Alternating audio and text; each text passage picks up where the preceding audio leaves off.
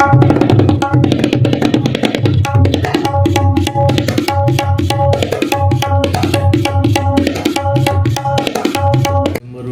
4 वाजता सुरू झालेले आहे आणि त्याच्या अनुषंगानं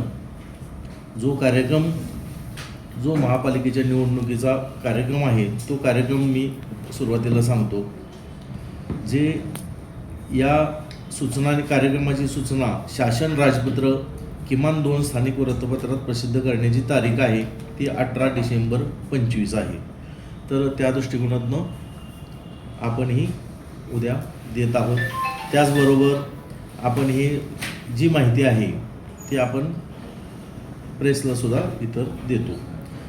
नामनिर्देशनपत्र देण्याचा कालावधी हा जो कालावधी आहे तो 23 डिसेंबरपासून ते 30 डिसेंबरपर्यंत आहे.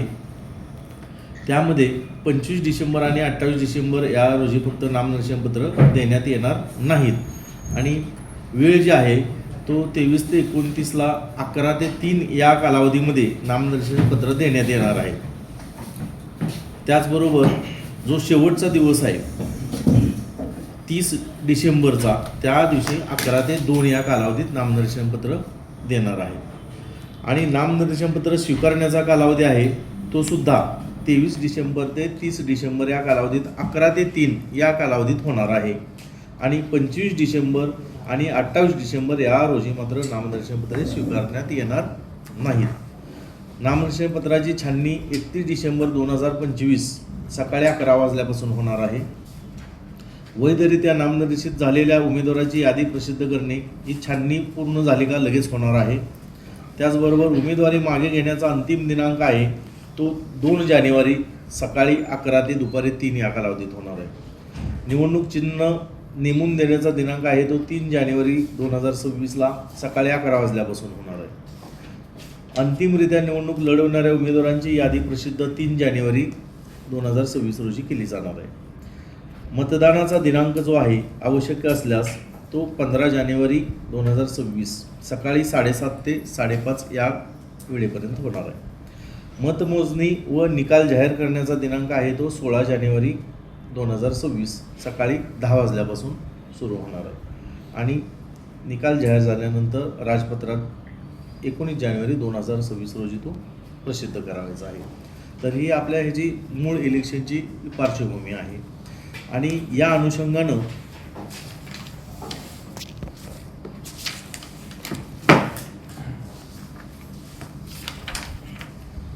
महापालिकेची आपल्या मतदार जे आहेत ते एकूण 4,38,523 इतके आहेत.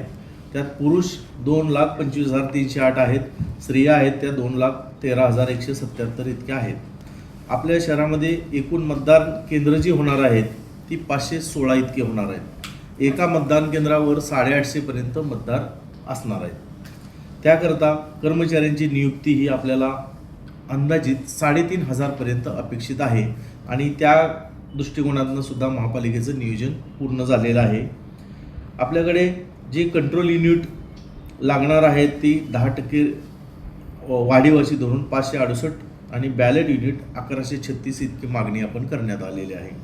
आजपर्यंत आपल्याकडे जे मेमरी चिप्स आणि पॉवर पॅक आपल्याकडे प्राप्त झालेले आहेत. त्याचबरोबर सर्व विभागांचे जे काही विभाग प्रमुख असतील, शाखा प्रमुख आहेत, कर्मचारी आहेत, त्यांचं आपण सर्व कर्मचाऱ्यांना एक आदेश दिलेला आहे. त्यांना नोडल ऑफिसर म्हणून सुद्धा नेमलेलं आहे.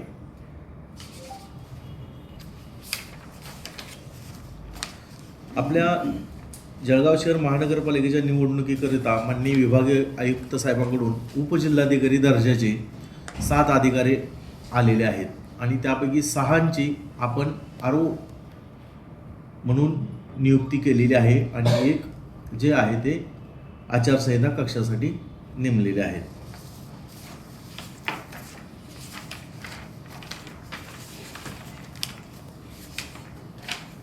त्यापैकी जे जितेंद्र पाटील आपल्याकडे उपविभागीय अधिकारी भुसावळ येथून आलेले आहेत, त्यांना प्रभाग 1, 2, 3ची आपण जबाबदारी दिलेली आहे. निवृत्ती गायकवाड उपजिल्हाधिकारी त्यांची प्रभाग 4, 5, 6 करता नियुक्ती केलेली आहे. जितेंद्र कुवर पुनर्वसन अधिकारी यांची प्रभाग 7, 11, 12 करता आपण नियुक्ती केलेली आहे. महेश चौधरी जिल्हा पुरवठा अधिकारी यांना 13, 14, 18 आणि 19 असे 4 प्रभाग देण्यात आलेले आहेत. मंजुषा घाटगे उपजिल्हाधिकारी यांना 15, 16, 17 असे आपण प्रभाग नेमून दिलेले आहेत. विनय गोसाई उपजिल्हाधिकारी यांना 8, 9, 10 अशा प्रभागाकरता आपण नियुक्ती देण्यात आलेली आहे. त्याचबरोबर ERO 1 म्हणून तहसीलदार दर्जाचे अधिकारी आहेत. ERO 2ला सुद्धा तहसीलदार समकक्ष अशा पदाचे आपल्याला ते नावं आपल्याकडे प्राप्त आज होतील. त्याकरता मुख्याधिकारी वर्ग 1चे आणि काही BDO वर्ग 1 असे आपल्याला नावं येणार आहेत. आणि ERO 3 म्हणून महापालिकेचे इंजिनियर आहेत, जे प्रभाग अधिकारी आहेत किंवा इतर इंजिनियर आहेत, यांची नियुक्ती आपण केलेली आहे.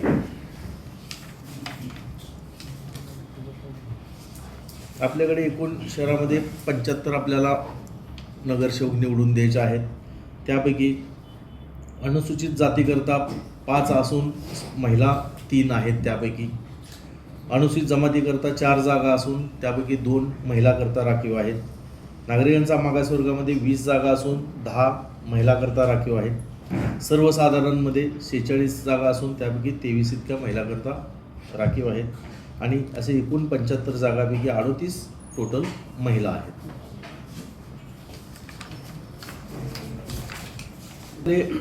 निवडणूक निर्णय अधिकारी आहेत, त्यांच्याकरता आपण निवडणूक निर्णय अधिकारी 1 हे महापालिकेच्या सरदार वल्लभभाई पटेल टॉवर जळगाव शहर महानगरपालिकेची प्रशासकीय इमारत 2ऱ्या मजल्यावर, त्याचबरोबर निवडणूक निर्णय अधिकारी 2, 3, 4 हे सुद्धा 2ऱ्या मजल्यावर त्यांची आपण कार्यालय त्यांचं स्थापन करण्यात आलेलं आहे. आणि निवडणूक निर्णय अधिकारी 5 आणि 6 11व्या मजल्यावर त्यांच्याकरता कार्यालय ठेवलेलं आहे. आणि आचारसंहिता कक्षाकरिता मात्र आपण 7व्या मजल्यावर त्यांच्याकरता कार्यालय ठेवलेलं आहे. आज आपल्याकडे 516 जे बूथ आहेत त्याकरता 145 इमारती आहेत. आणि सर्व जे मतदानासाठी बूथ आहेत ते आपण त्याची सगळी पाहणी करून ते आज फायनल झालेले आहेत.